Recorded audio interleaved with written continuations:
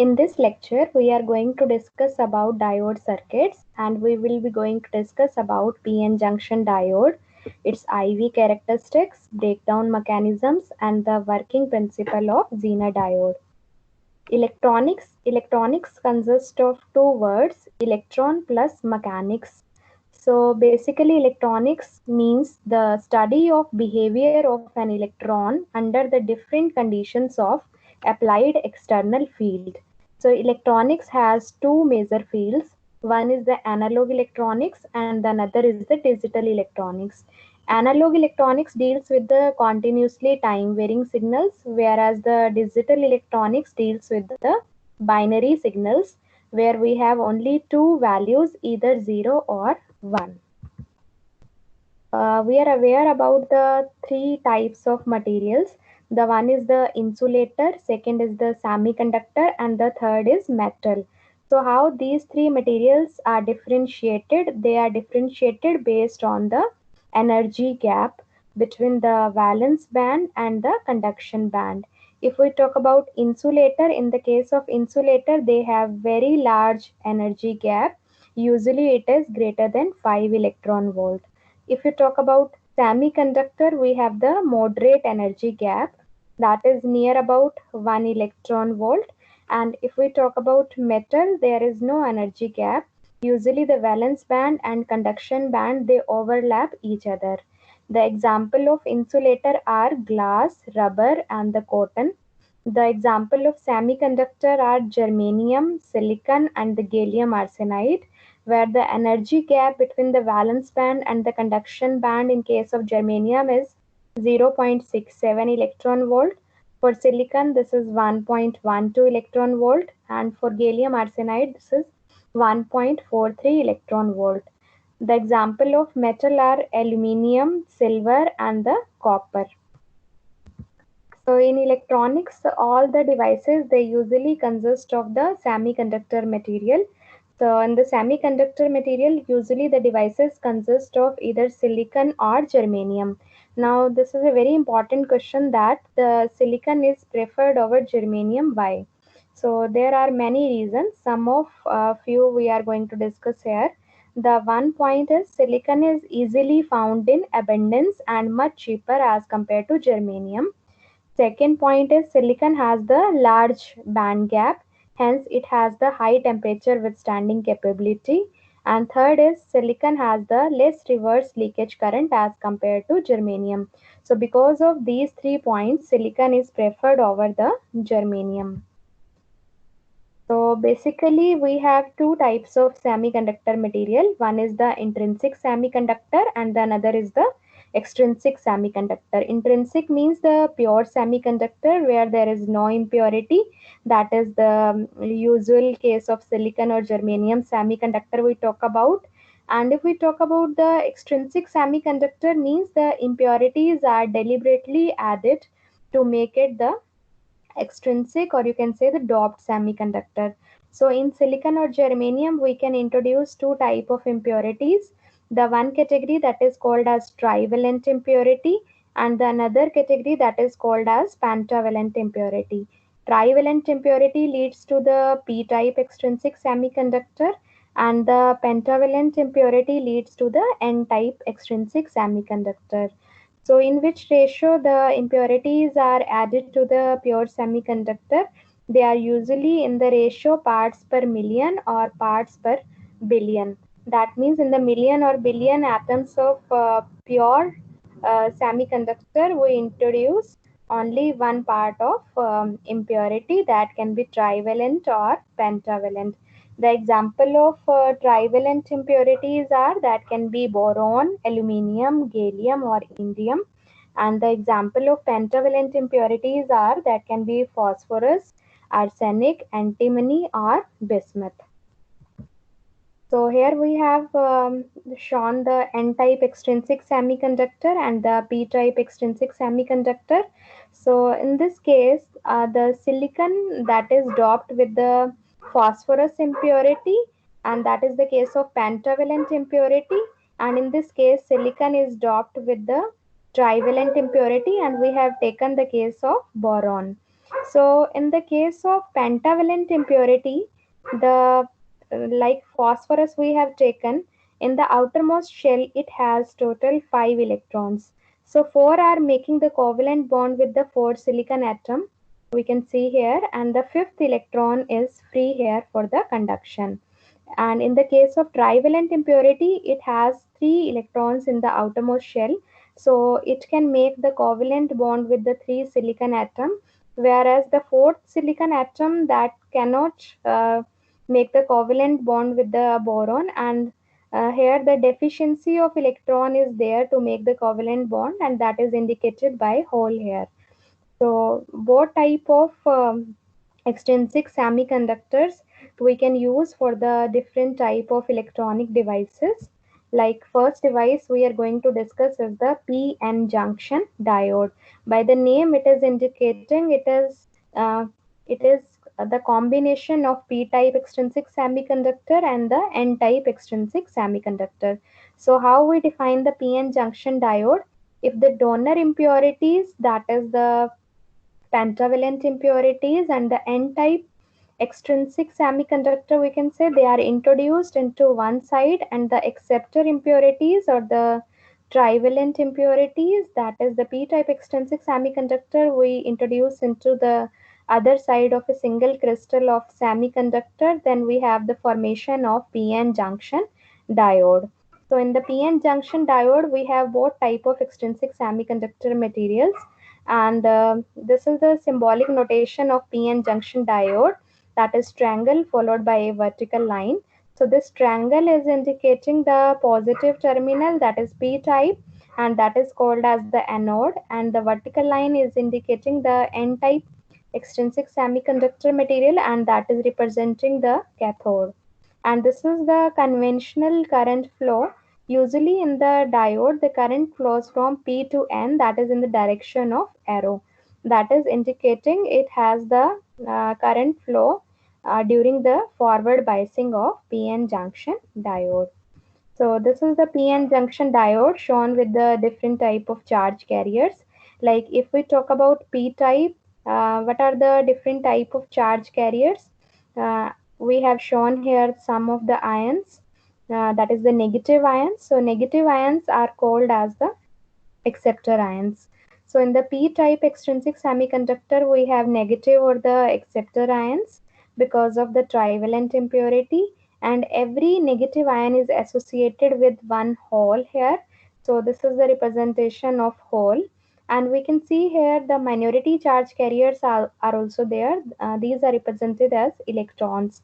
So this is the electronic representation, electron representation here. So if we talk about the different type of charge carriers in the p-type and the n-type extrinsic semiconductors, so we can say that in every material we have majority charge carriers, we have the minority charge carriers, as well as we have immobile ions.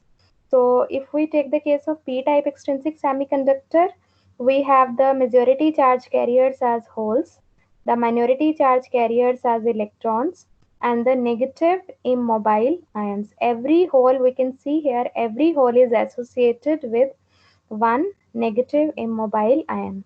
Similarly, if we talk about n-type extrinsic semiconductor material, in this case the majority charge carriers are electrons, the minority charge carriers are holes, and every electron is associated with the immobile positive ion.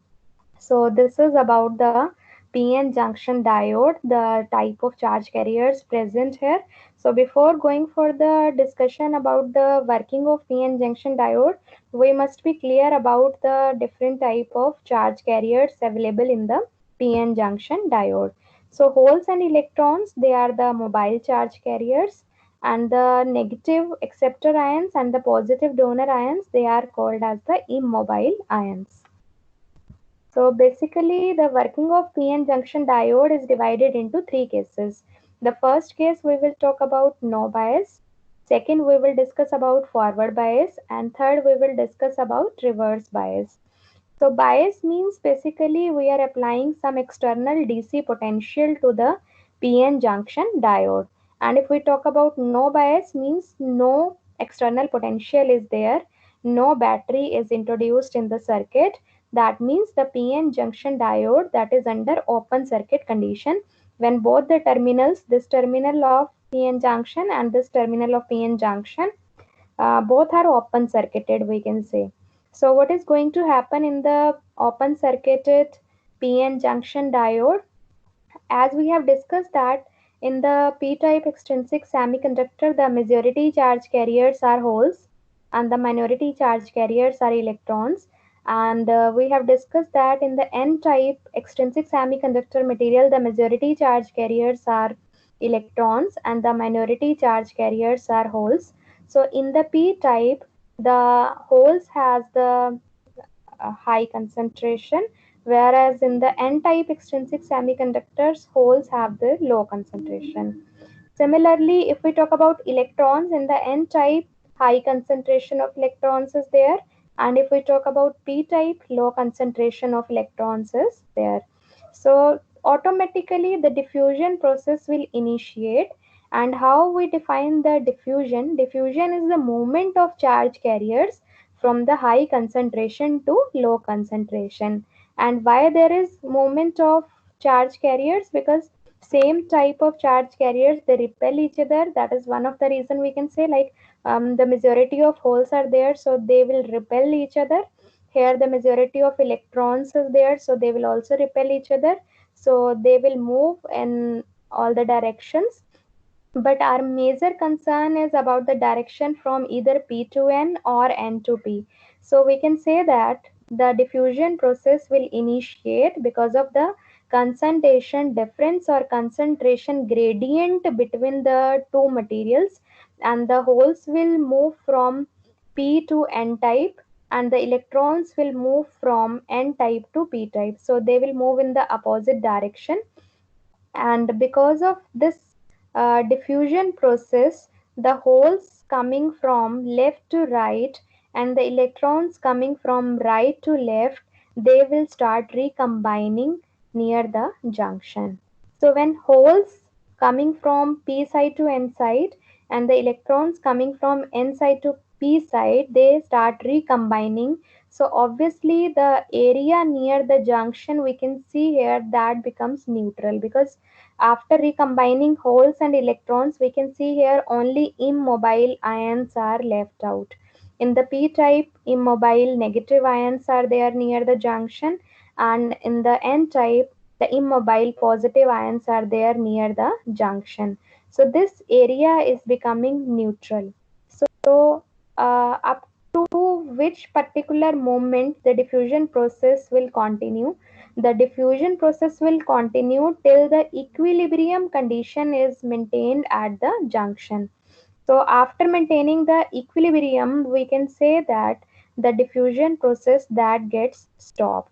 And in this particular area near the junction, a layer is formed containing only immobile ions, and this particular layer is called as the depletion layer. Why this is called as depletion layer? Because this layer gets depleted of free or moving charge carriers. It is left out only with the immobile ions. So when this depletion layer gets established at the junction, so a barrier is created or a barrier is formed at the junction, and that particular barrier is called as the potential barrier. And because of creation of this potential barrier, the further movement of free charge carriers from P to N as well as N to P, that gets stopped. How? Because we can see here the positive immobile ions, they are creating a wall near the junction. So when holes try to move from P to N, the positive immobile ions will repel the holes back to their region. Similarly, if electrons will try to move from N towards P, the negative immobile ions are there near the junction, so they will repel the electrons back to their region. That means the further movement of free charge carriers, that is holes from P to N as well as electrons from N to P, that gets stopped once the equilibrium is maintained at the junction, and that is the point where the depletion layer gets formed and a potential barrier gets created. This potential barrier is uh, this potential barrier, we can say, that is creating some electric field at the junction, and that is material dependent. For silicon, this established electric field is equivalent to 0.7 volt, and in the case of germanium, this established electric field is equal to 0.3 volt. So this voltage that is created at the junction due to establishment of depletion layer and the formation of potential barrier at the junction, this particular voltage is called as the junction voltage, or this is called as the internal voltage, or this is called as the potential voltage, potential barrier voltage specifically, or this is also called as the cut-in voltage or threshold voltage, or sometimes we can say this is also called as the firing voltage, or this is most popularly this is known as the knee voltage. So it is most important to remember the value of knee voltage. For silicon, this value is 0.7 volt, and for germanium this value is 0.3 volt, and this is because of the establishment of depletion layer or potential barrier or electric field produced at the junction. The minus wall is created here in the p-type material near the junction, and the positive wall is created here in the n-type material near the junction. So this minus on the left side and the plus on the n side, this is making the electric field, and this particular voltage is called as the potential barrier voltage. So this is the second case of discussion about the PN junction diode, that is called as the forward biasing. So under what condition a PN junction diode that gets forward biased? When the P type material that is connected to positive terminal of the battery and the N type material that is connected to the negative terminal of battery. And we have put here the variable DC voltage so that we can change the value of voltage, and we can study the behavior of PN junction diode under the different values of applied positive voltages, that is called as the forward bias voltage, that is represented by VF. So let's say when the PN junction diode gets reverse by forward biased, we have seen that like in the case of no bias, a potential barrier is created at the junction, and the immobile negative ions and the immobile positive ions made the depletion layer at the junction. Now when a PN junction diode gets forward biased, obviously this positive terminal of battery, this is repelling the holes present in the p-type region, and the negative terminal of battery that is repelling the electrons present in the n-type region. So holes will start moving from p-type region to n-type region because of this applied external field, and the electrons in the n-type region, they will start moving towards the p-type region because of the negative potential of the battery. So holes will go from left to right, and the electrons will go from right to left. Earlier also this was happening, we have discussed, but that is the case we have discussed, that is called as the diffusion process, and diffusion was a natural phenomena without applying any external electric field that was happening because of the concentration gradient between the two different type of materials. But now the movement of charge carriers, that is holes from p to n, and the electrons from n to p, that is happening because of this external applied electric field. So this particular process, now this movement, this is called as the drift process. So drift is the movement of charge carriers under the application of external applied field. So what is going to happen when this particular field is applied, that is applied in the direction opposite to the potential barrier, we can see here. So establishment of external field opposite to the potential barrier, that will lead to breakdown of potential barrier. So how much voltage we need to apply here to break this potential barrier, that particular voltage is called as the knee voltage. Knee voltage is the minimum amount of voltage that is applied here to break the junction barrier or to break the potential barrier, because till the point 0.3 volt or 0.7 volt, let's say vf voltage is less than 0.3, and we are taking the case of germanium. So as the barrier is there at the junction, so free charge carriers, they are not able to cross the junction because of this barrier. So minimum voltage we need to apply here in the case of germanium is 0.3, and in case of silicon it is 0.7 volt. So once this particular voltage is applied, this barrier will get breakdown, and after that the holes will move from the P to N region, and they will get absorbed by the negative potential of the battery. Similarly, the negative potential is repelling the electrons, and they will enter to P region, and they are attracted by the positive potential of the battery. So in this way, the charge carriers will be able to cross the junction, as well as they are able to complete the closed loop. So when they are able to move through the closed loop, obviously the current starts to flow in the PN junction diode. So this particular voltage, that is the knee voltage, is the minimum amount of voltage after which the potential barrier gets break down, and the significant amount of current starts to flow in the PN junction diode, and the direction of current is from P to N, because electrons will move from N to P, and obviously the direction of current is opposite to the direction of electrons, so current will start to flow from P to N. And if we talk about the reverse biasing, in the reverse biasing we have to reverse the potential. Like in the forward bias, P type is connected to positive potential of the battery, and the N type is connected to negative potential of the battery. So in the case of reverse biasing, the P is connected to the negative potential of the battery, and the N is connected to the positive potential of the battery.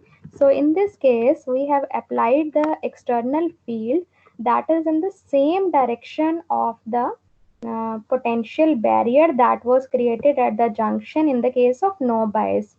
So if the potential applied is in the same direction of potential barrier, so obviously that will lead to the enhancement of potential barrier. And obviously the negative potential is attracting all the holes present in the p-type region, and the positive potential is attracting all the electrons present in the n-type region. So all the free charge carriers, they are not able to cross the junction. They will move away from junction. The holes will move from p to this outer area, and the electrons in the n type, they will move outside the this particular area, and they will be attracted by the positive potential of the battery, and the holes will be attracted by the negative potential of the battery. So all the majority charge carriers, they will move away from the junction.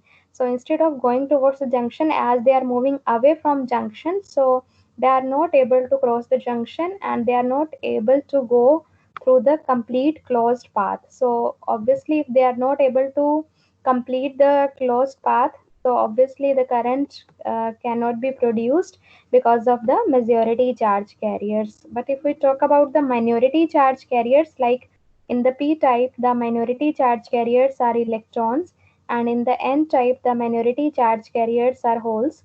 So negative potential of battery, that is repelling the electrons present in the p type, and the positive potential of the battery is repelling the holes present in the n type. So minority charge carriers will go from P to N, and the minority charge carriers in the N, that is holes, will go from N to P. So all the minority charge carriers present in the P type material and the N type material, they are able to cross the junction, and they are able to complete the closed path. So in this way, the current is there due to only the minority charge carriers. So as in any material, the minority charge carriers are limited, so current due to them, that is also limited. And the minority charge carriers are dependent upon temperature. And if we discuss the working of PN junction diode, under the constant temperature, so obviously the minority charge carriers are constant, so that's why the current due to them, that is also constant.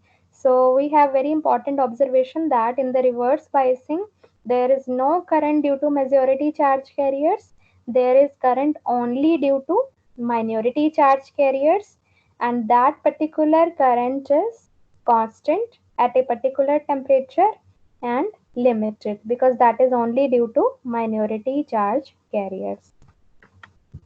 So here we have the VI characteristics of PN junction diode. On the axis, we can see here in the first quadrant, we have the graph between the positive voltage, that is VF, and the positive current produced as IF. So this particular quadrant is representing the forward biasing. And if we see the third quadrant here we have the graph between the minus VR, that is the negative reverse bias voltage, and the minus IR, that is the reverse current. So this particular region, that is showing the reverse biasing. So in the case of forward biasing, I told you that the minimum amount of voltage required to break the potential barrier, this particular voltage is called as knee voltage. So we can see here, until the knee voltage, the current is small, that is almost negligible. And once the knee voltage gets applied, after that the current rises sharply, or there is a significant rise in the current level.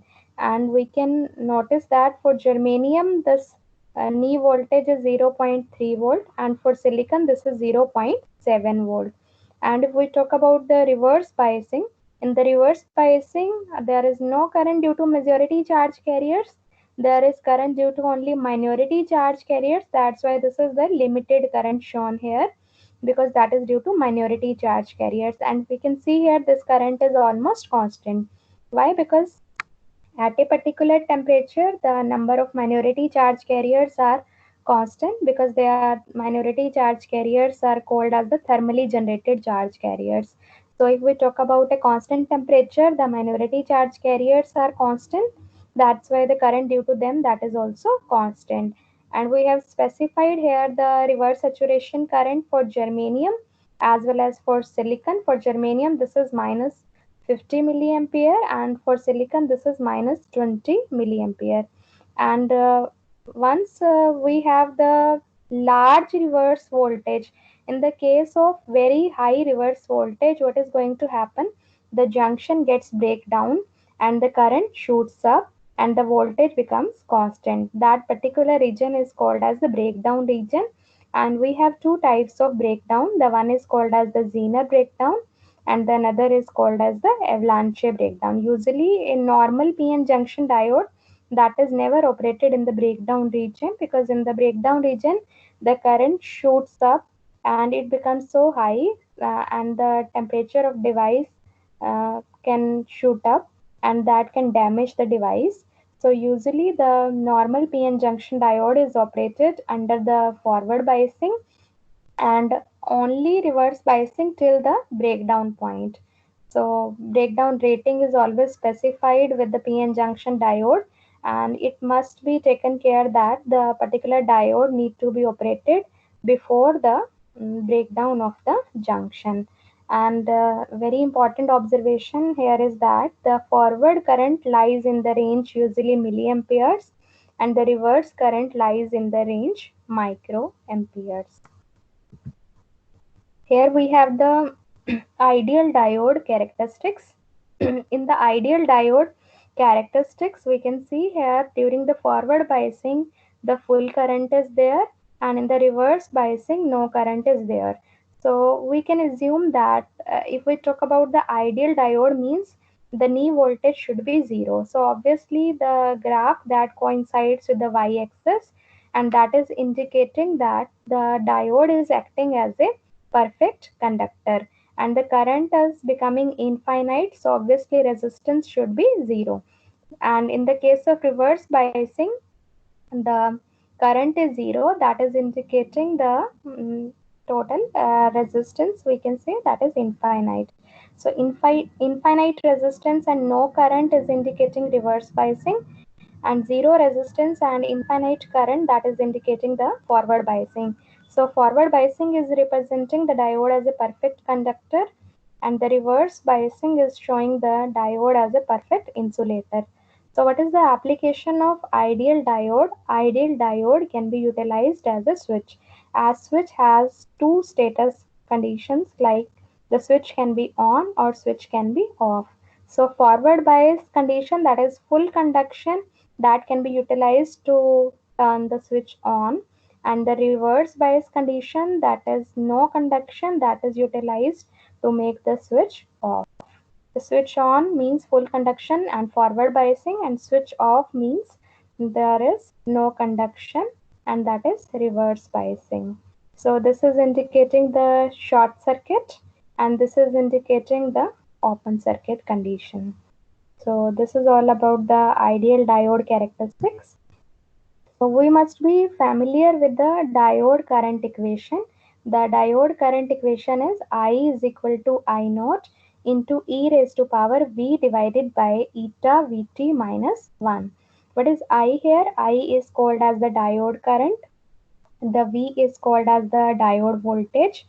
I naught is called as the reverse saturation current or the leakage current that lies in the range microamperes. Eta is constant, and that is taken 1 for germanium and 2 for silicon, and Vt is the volt equivalent of temperature, where the formula for Vt is equal to kT divided by Q.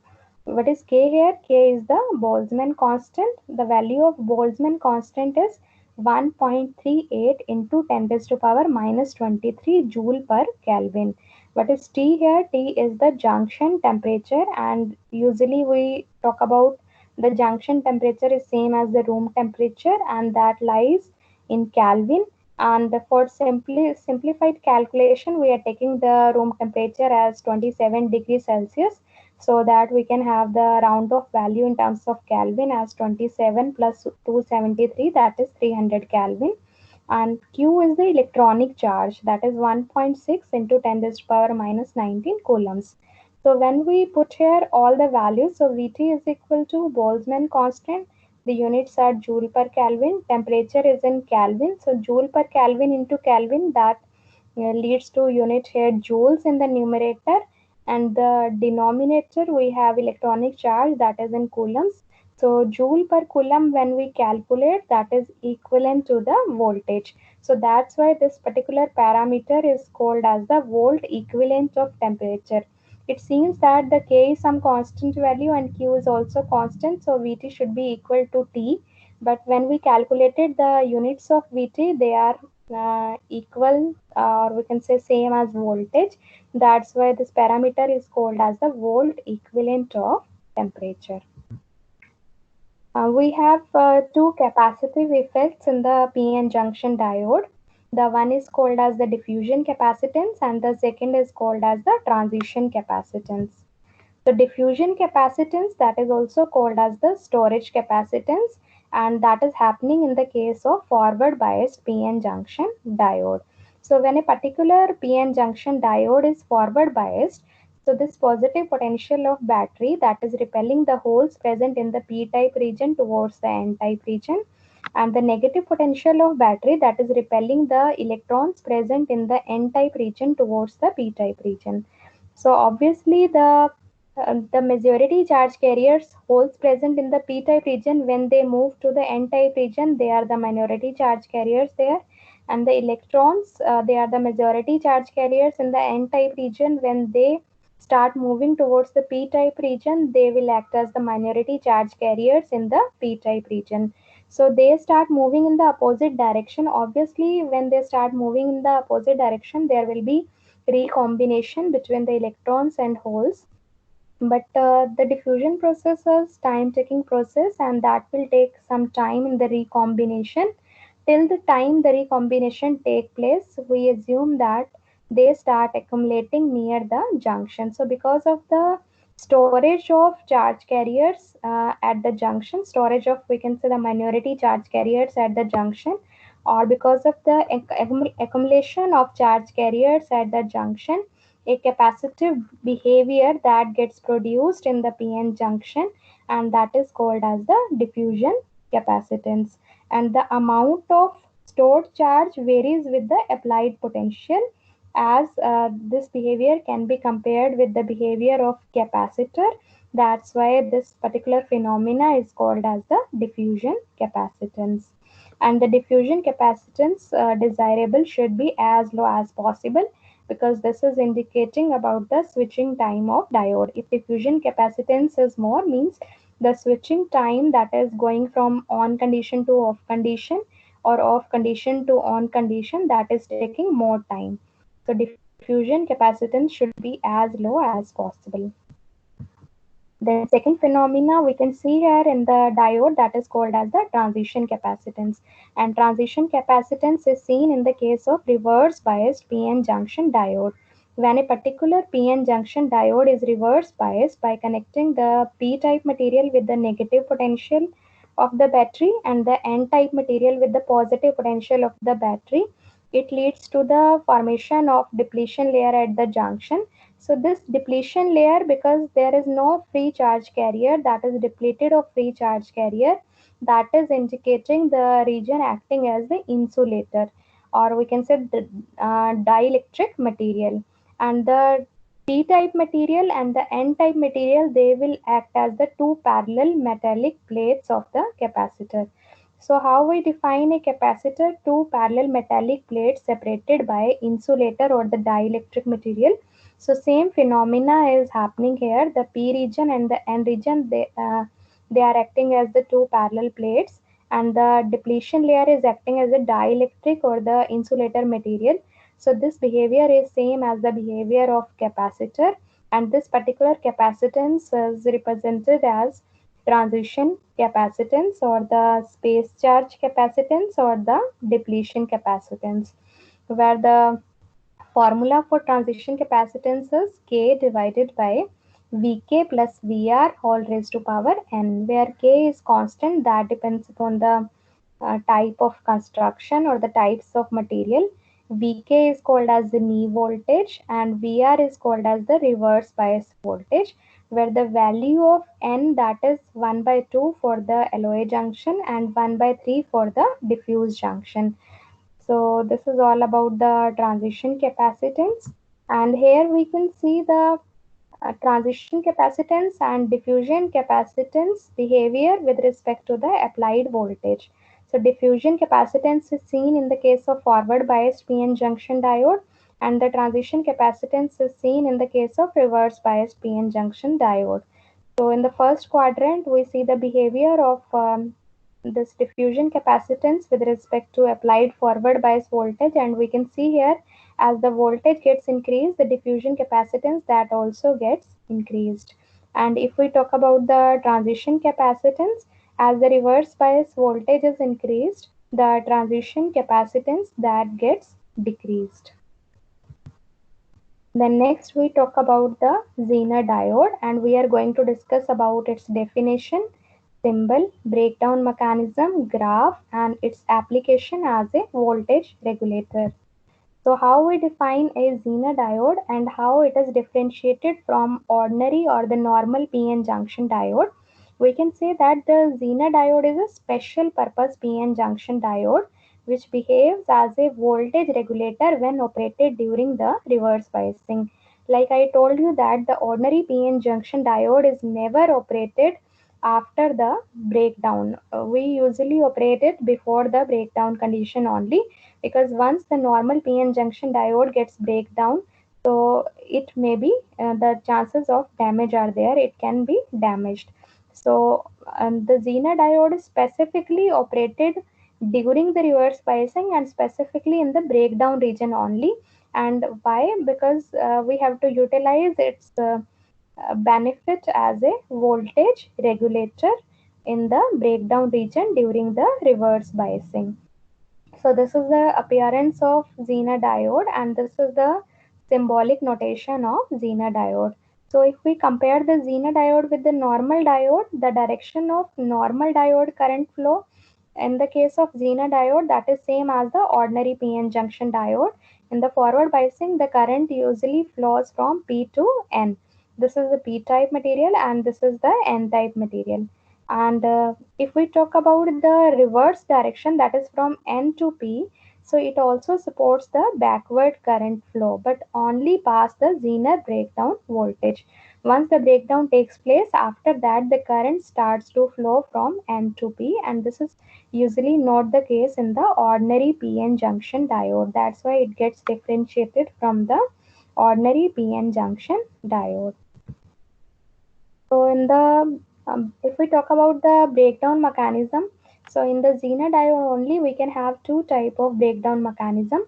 The one is called as the Zener breakdown and the another is called as the avalanche breakdown. So what is the difference between Zener breakdown and the avalanche breakdown? Zener breakdown takes place in the case of heavy doping, whereas the avalanche breakdown takes place in the case of light doping. Let's say first we take the case of heavily doped PN junction diode.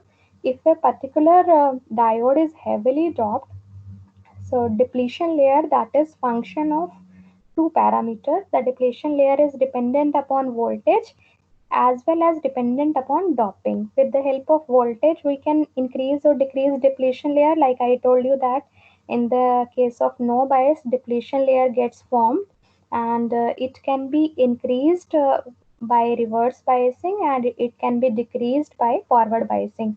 Second is the case of doping. Let's say heavy doping is there, that means that is pointing to the narrow depletion layer, and if light doping is there, that leads to the wider depletion layer.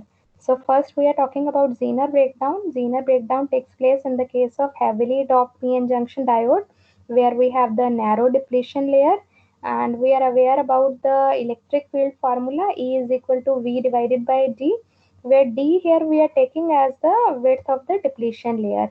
And as the depletion layer is narrow, that means what is the relation between E and D? They are inversely proportional.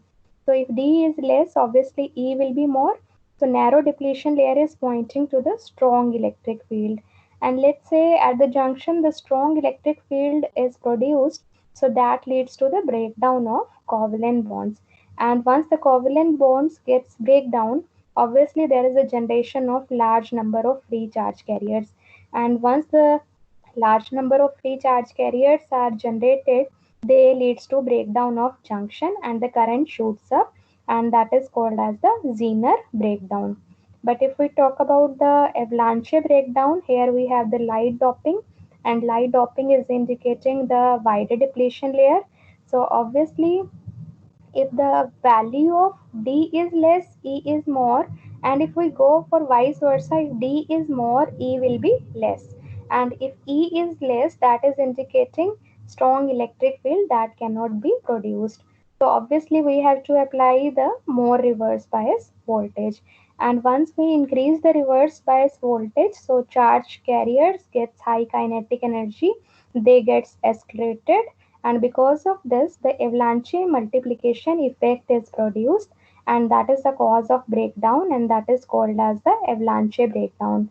We have to understand what is the avalanche multiplication effect. So for this we have taken one example. Let's say we are applying the high reverse bias voltage, and because of this the kinetic energy of electron that gets high. Let's say one of the electron we have taken as a case study, that one of the electron that is escalated with the high reverse bias voltage. So electron coming with the high velocity that is striking, let's say, one of the atom. So that is knocking out the electron from this particular atom. So originally we have one escalated electron. Now after the knocking out of electron from this atom, now we have two electrons. One is called as the original electron and the another is called as the knocked out electron. After we have after knocking process, now we have the two electron. So these two electrons will strike further with the two atoms, and they will be produced to four electrons. How? Because one original and one knocked out, here one original and the one knocked out. So now total we have four electrons. Now there is probability that these four electrons will strike with further four atoms, and 4 will be converted to 8, and in the next step 8 will be converted to 16. So this becomes a chain process, and there is the multiplication of electrons from 1 to 2, 2 to 4, 4 to 8, and so on. So this type of process is called as the avalanche multiplication process. And because of the avalanche multiplication process, the flood of charge carriers will be generated, and that leads to breakdown of junction, and that is called as the avalanche breakdown. So here we have the differences between the Zener breakdown and the avalanche breakdown. Like we have discussed, the Zener breakdown takes place in the case of heavily doped junction, and we have the narrow depletion layer, whereas the avalanche breakdown takes place in the case of lightly doped PN junction, where we have the wider depletion layer. So in the case of Zener breakdown, the strong electric field get produced, and that is the cause of breakdown. Whereas in the case of avalanche breakdown, the electric field is not enough strong. So in the case of Zener breakdown, because a strong electric field is produced, so covalent bonds get easily break down and the large number of free charge carriers are generated. And because of that, the junction breakdown takes place called as the Zener breakdown. But in the case of avalanche breakdown, as the electric field is not strong enough, that means we have to apply the large reverse bias voltage, and because of the large reverse bias voltage, the charge carriers get escalated with the high field, and because of this the avalanche multiplication effect is produced, and that is the cause of breakdown of junction called as the avalanche breakdown. So here in the graph, we can differentiate the Zener breakdown and the avalanche breakdown, because Zener breakdown is the case of heavily doped PN junction diode. So that occurs at the small reverse bias voltage, whereas the avalanche breakdown, because that is the case of light doping, that means we have to apply more reverse bias voltage to get the breakdown. So it is shown at high reverse bias voltage as compared to the Zener breakdown mechanism. So this is the application we have shown here, that we can utilize the Zener diode as a voltage regulator. What is the meaning of regulation? Regulation means the output voltage is maintained constant across the load, irrespective of change in the supply or the change in the load. So if we change the source, then output voltage should not be affected because of that, and if we change the value of load, then also the output voltage should not be affected with respect to change in the load. So that particular voltage regulator means the constant output voltage need to be maintained across the load, irrespective of change in source or irrespective of change in load. So here we have the Zener diode that is acting as a voltage regulator, and this is put in parallel with the load for which we want the protection. So this is the load for which we want the protection, and this is connected parallel with the Zener diode. Let's say we want to protect our load uh, up to the 6 volt, this can work fine, and after 6 volt, this can damage. So we have put here the Zener diode with the breakdown voltage of 6 volt. And here we have put the unregulated input supply. Let's say it goes from 0 to 30 volt. So let's say the input voltage is 0 volt, 1 volt, 2 volt, 3 volt, 4 volt, 5 volt, 6 volt. So this particular Zener diode that is working as a normal PN junction diode. And let's say this particular voltage that gets increased after the 6 volt. So we want to protect the load after 6 volt. So at 6 volt or more than 6 volt, there will be breakdown of this Zener diode, and once the Zener diode gets breakdown, the current shoots up and the voltage becomes constant. So voltage becomes constant across Zener. So in the parallel, the load is connected here. So load is also going to maintain same voltage, because in parallel the voltages are going to remain same. So in this way we can protect the load with the high input voltage.